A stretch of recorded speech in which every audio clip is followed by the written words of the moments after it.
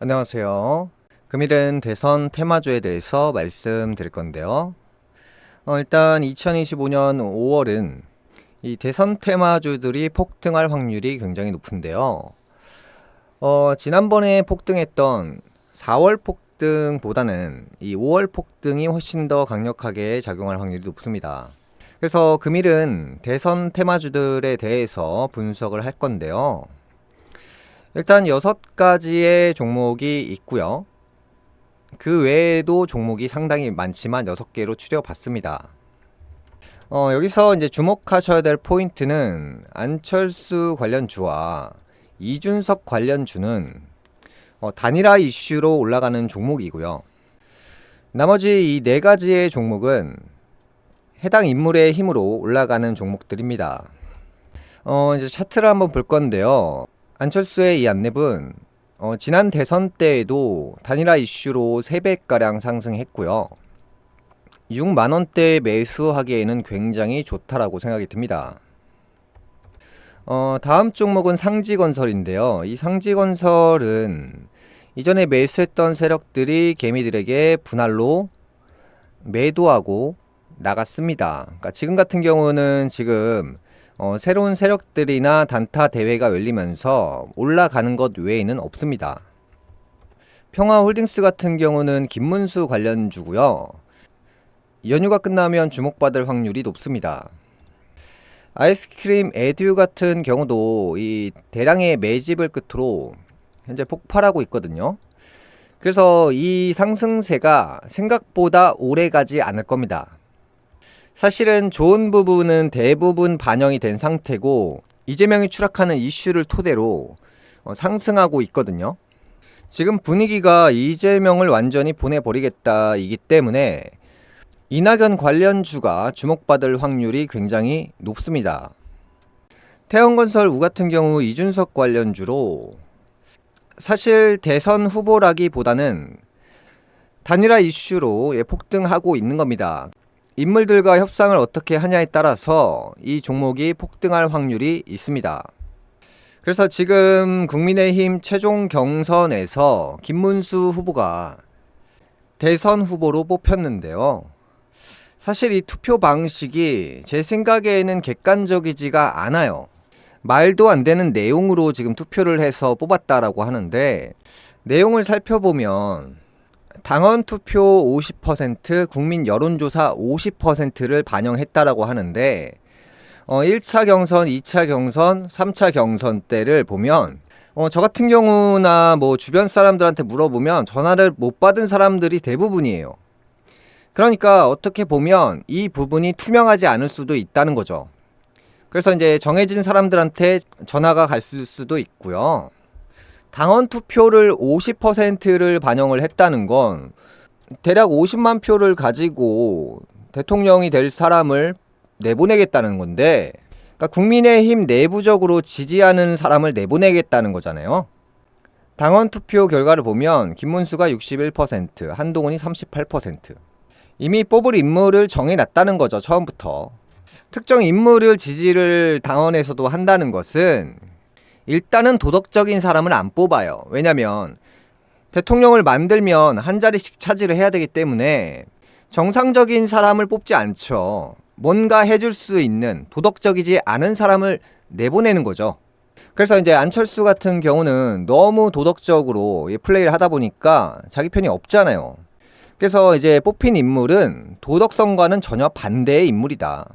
인물에 대해서 간략하게 분석을 해보면 119에 전화를 해서 지금 전화 받는 사람 이름이 누구냐고 119로 전화해서 생뚱맞게 이런 얘기를 하죠.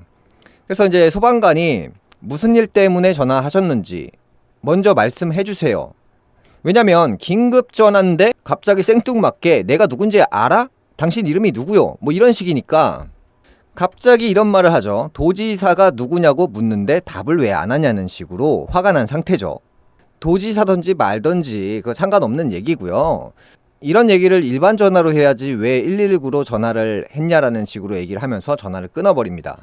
좀 전에 말씀드렸다시피 도덕적이지 않은 사람이 대통령이 되어야 당 내에서도 한 자리씩 가질 거 아닙니까? 정해놓을 거 아닙니까? 지금부터. 당신은 이런 자리, 당신은 이런 자리. 그렇기 때문에 여태까지 우리나라가 정치적으로 발전을 못했다. 그리고 이분께서는 만약에 대선에 나가게 되면 이재명 같은 경우는 전과 4범, 김문수 같은 경우는 전과 6범입니다. 그러면 이재명의 죄가 묻힐 수밖에 없어요.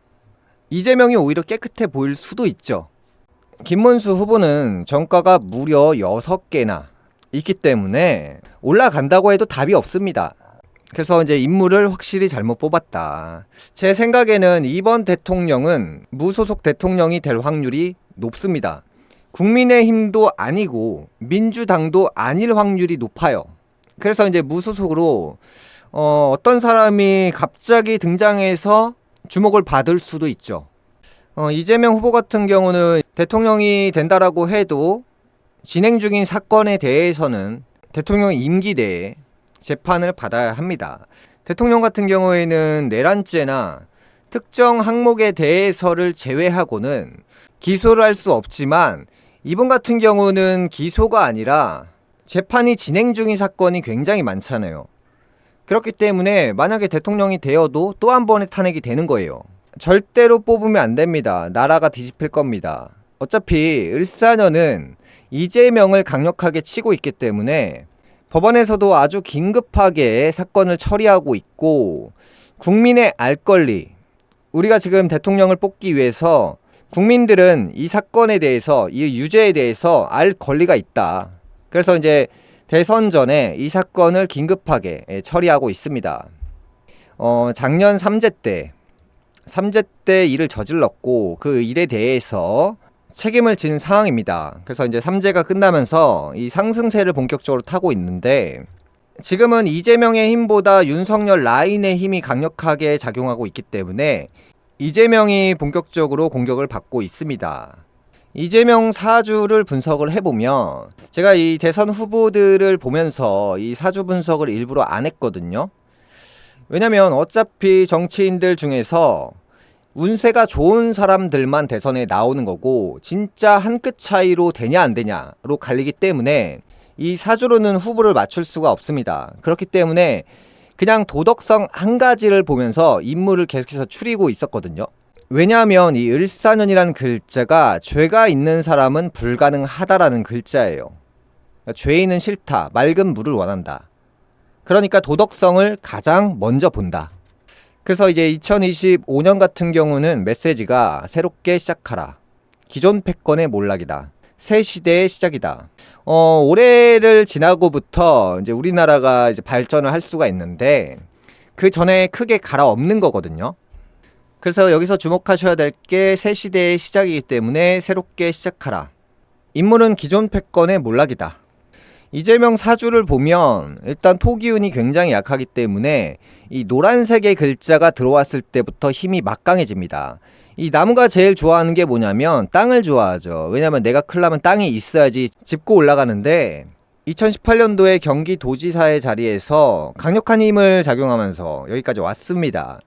그런데 이분의 운이 이제 2021년도에 이 토기운을 받아서 대선에 출마를 해서 많은 인기를 얻었는데 갑자기 나의 적수가 들어오죠. 내가 나무 과다 사주인데 2022년도부터 나무라는 것은 내 편이 사라지고 나를 공격하는 누군가가 있다는 거예요. 그 뒤에 기존의 이낙연 라인들이 일을 가는 시기죠.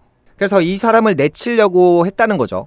이러한 준비가 언제부터 본격적으로 발현이 되냐면 이 불을 봤을 때 나의 나무가 갑자기 무리하게 커버린다. 세상에 드러난다. 말실수가 많아진다. 그래서 숨겨왔던 비밀이 세상에 공개가 되는 이 진실의 글자가 올해부터 발현이 되고 있는 겁니다. 그래서 이재명 같은 경우는 제가 작년부터 계속해서 말씀드렸을 거예요. 2025년에 훅 간다라고. 올해부터 토끼띠 삼재가 강력하게 작용을 해서 이 토끼의 나무를 강력하게 베어버립니다. 그래서 많이 힘들지 않을까라는 생각을 하고요. 이제 토기운이 사라지는 형태, 확장성이기 때문에 이 사람이 여태까지 만들어온 일에 대해서 책임을 져야 될 때가 왔습니다. 그게 바로 삼재입니다. 대선 후보로 이재명이란 인물은 생략하고 보시면 될 것 같습니다. 그래서 이제 후보들 중에서 이제 가장 투명한 인물들 중에서 순위를 매겨보면 첫 번째가 한동훈이고 그 다음에 두 번째가 한덕수거든요. 근데 이제 이 한덕수 관련해서도 대통령 권한대행 일을 했기 때문에 사건에 연루되지 않은 인물이 대통령이 될 수 있단데 전혀 새로운 인물이 갑자기 5월에 나타나는 거죠. 뭐 그런 스토리가 있다는 거죠. 그래서 지금은 제가 봤을 때는 새로운 인물을 아직 시간이 며칠 남았습니다. 새로운 인물이 나올 수도 있는 가능성이 있기 때문에 그 포인트를 한번 보시면 좋을 것 같고요. 일단 올해는 을사년이기 때문에 전과자는 일단 배제하고 보면 된다. 그런데 이제 한덕수라는 인물은 전과는 없는데 직권 남용을 했고 공직선거법 위반 혐의도 있습니다. 지금 수사가 진행되고 있기 때문에 그 죄가 오해가 아니라 사실이기 때문에 을사년에는 그 죄로 인해서 운이 나빠질 겁니다. 그래서 지금 인간적으로 생각을 해보면 지금 분위기로는 한덕수 말고는 없거든요. 아직 며칠이 남은 상황입니다. 그래서 이제 새로운 인물이 등장할 수 있는 그 가능성도 고려해보면 좋을 것 같습니다. 금일 방송 여기까지 하겠고요. 다음 시간에 뵙겠습니다. 감사합니다.